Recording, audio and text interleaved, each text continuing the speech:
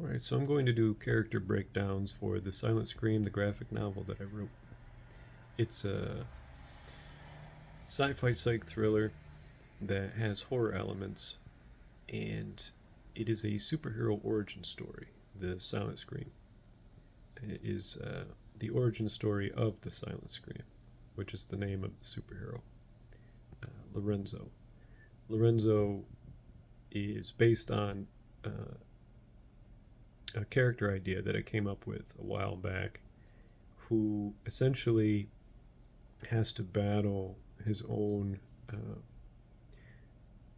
I guess it would be his own demons, which split him. And once he overcomes them, becomes a superhero, inspiration for everyone. And he's not the typical superhero like Batman or anyone like that. He doesn't have anything. He doesn't have resources. So he does what he can with what he can find or what he can put together. Much like a character that he meets early on in the story, which is a homeless man named Jesse. Jesse is based on a character from the Metal Gear series Hideo Kojima created. Snake. Solid Snake is probably one of my favorite characters of all time from video games. He, I just, I just love the series. I played it since I was young, and Jesse is a representation of Solid Snake, or an inspiration of Solid Snake, I guess. He could easily be interpreted as a clone of Solid Snake, since there were clones of uh, the boss in this series. And he is a homeless man that lives nearby, and Lorenzo comes across him and befriends Lorenzo. He befriends Lorenzo and helps him uh, change his perspective. And through that, he also influences him on how to survive uh, with little to no resources, because he's a homeless man and he's very creative when it comes to survival. And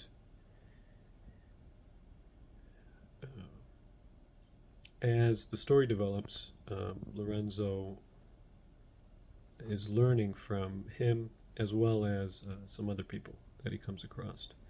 Uh, his love interest, because I always felt that a good superhero story has love. Uh, when a superhero story doesn't have love, it's still a good story, but love is such an important inspiration for a superhero to drive them to be a better version of themselves. It balances them out from their own savagery.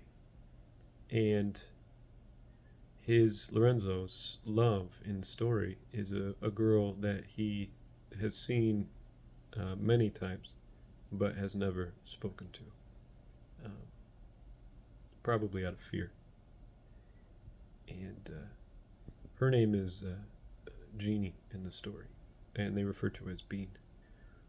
Bean's character was inspired by uh, a woman that I came across just before I was writing this story out, this film out, and was such an inspiration to me. Her work. Her name is Marina Lazarus. She wrote a book called Men Need Love Too. And when I came across this book, it was as if fate, because I was in the lowest point of my life, essentially. And it gave me that reassurance that I needed to keep going. So that character is based off or inspired by her, and she is a waitress at a little diner that Lorenzo lives by. Um, he frequents every day. It's one of his favorite places to go. Which is ironic because he doesn't talk to anyone there. He just likes to go there and just be part of it. He's kind of a quiet individual, very to himself. So he represents I guess it would be the underdog. And Bean actually reciprocates the feelings towards Lorenzo, but at the same time, they never express it. They just continue existing parallel to each other. And the story evolves around this concept of how we can live in parallel with someone that we love, and it never coming to fruition because of fear or judgment or anything really, anything keeping them apart. Her character becomes a superhero at some point too during the series, which I can get into later on, but just to give you kind of a teaser, she loves practicing archery, and she also rides horses on a horse ranch that she lives on. So that can kind of give you an idea of the direction she's going. What else? Lorenzo's father, Samuel L. Jackson, inspired this character because I have always loved Samuel L. Jackson. I find him to be not only hilarious but completely badass. So it's a great combination. And he's a scientist. He's a wacky scientist at best, too, because he's not the usual scientist, which was inspired by Real Geniuses, the movie with Val Kilmer and some other people. I can't remember their names, but I loved that movie growing up. I watched it a lot, and how wacky and genius they all were. So his character's kind of like that. He's a bit wacky, and he's driven by all sorts of creation, biology, microprocessing, and engineering, and all sorts of science, all types. He's a kind of a jack of all sciences, quantum physics and energy and everything. Which is why it makes him so valuable in the story. Is he's like a gifted scientist, multi-talented, and that's where Lorenzo gets a lot of his creativity and ingenuity. And Lorenzo's mother, Michelle Mraz, inspired her. She is an amazing woman. I met her again at my lowest point at a speaker competition, and she inspired me with her advice on a speech. She was like an artist, painting what could be in a performance, and I thought she was brilliant.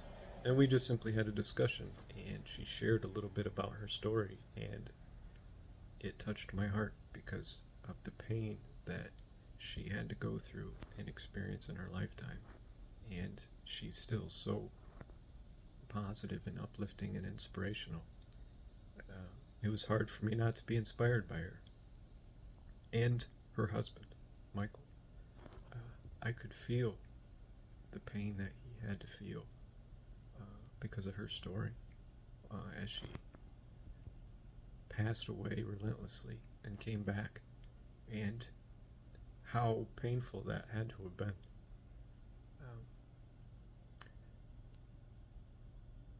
and yeah, it, I could feel it, and it hurt me. So they both are quite an inspiration to me. Um, I'm getting emotional thinking about it. Uh, but he's also a character in the story, the sequel. He gets introduced in the sequel, and he's a pretty badass character. He, if you can imagine a Western version of John Wick, that's pretty much what he is. But he's not just like a cowboy or an outlaw. He is just old fashioned. He lives in modern times, but he is timeless, his character, because of what he is. Uh, Not just who he is, but what he is makes him timeless, if you can imagine what I'm talking about. Um, what else? You come across a character in the story named Joe Bob at the end, which I've always loved that name. I have a friend that I grew up with named Joe. We call him Joe Bob. His name's Joseph, but we always call him Joe Bob. And we always used to play uh, like PUBG and all sorts of games. My brother and Joe Bob and myself, and some other friends. It would always be a group.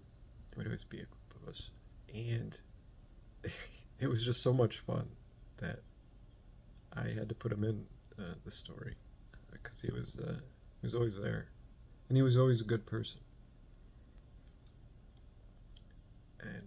and he was very good at tactics and shooters. So his character is a Navy SEAL, essentially. He's a retired Navy SEAL who transferred to become security operations for the head of Blackstone, which Blackstone is a corporation, the major corporation in the story, or the introduction of the story, I should say. And there's another one that is introduced in the sequel. But essentially, people can interpret Blackstone as whatever they'd like. It's essentially just a corporation that Sammy, Lorenzo's father, worked for and had to escape from. Uh,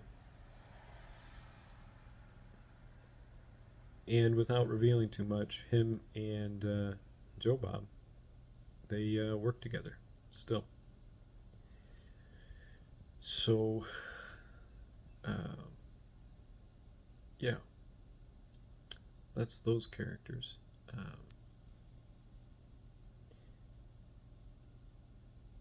Let's see. There are some other characters in the story that work at the diner who were inspirational to me, who do become superheroes at some point, and more characters are introduced in the sequel, or I should say, they are elaborated on. They give a little bit more detail on, but essentially, all of the major characters in the series become superheroes if they survive. That is, but yeah, that's pretty much that. Um, what else can I share? What Lorenzo as the Silent Scream? What his how he is a superhero? So besides his amazing athletic ability, who was inspired by Israel Adesanya? Because I've always felt that he was a superhero. Uh, he he has amazing athletic ability, and he's very fast. He's very creative too. He is great at problem solving. Uh, thinking on the fly. He uses misdirection a lot, which is important in combat, is using misdirection.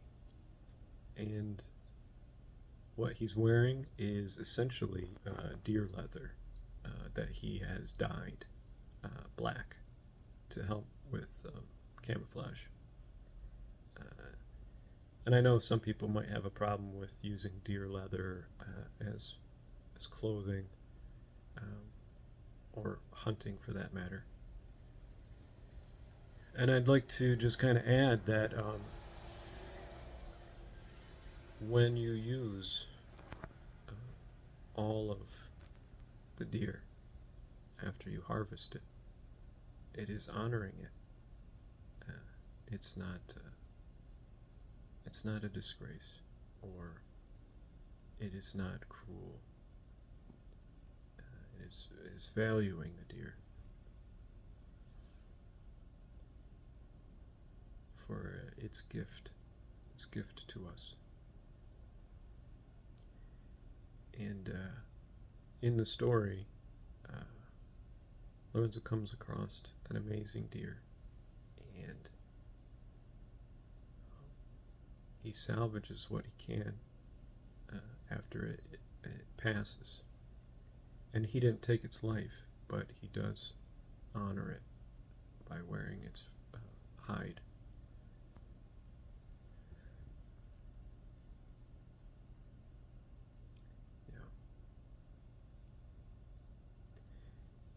He carries a broken tanto with him, which is a small, it's like a small short sword, but it's broken because it gets broken in the story. And he carries it with him more as a defense tool, a last resort type. But he uses his fists and his feet and his knees and his elbows and his head as weapons. He also has some other tools and tricks that he uses. And then he uses a bow staff, because I love the bow staff. So he's going to use the bow staff. And sticks. So there's multiple weapons that he's proficient at. And Lorenzo's also not just, kicking ass. He loves playing the piano in the story. He's very into the piano. He plays video games, but not so much. But he does love them. He loves video games, but he loves the piano as well. He has a lot of interests, Lorenzo does. And, yeah. At the end, I suppose there's a big surprise ending that I don't want to ruin the surprise, so you'll have to read it or watch it, listen to it, or whatever. But that's it for now. Until next time.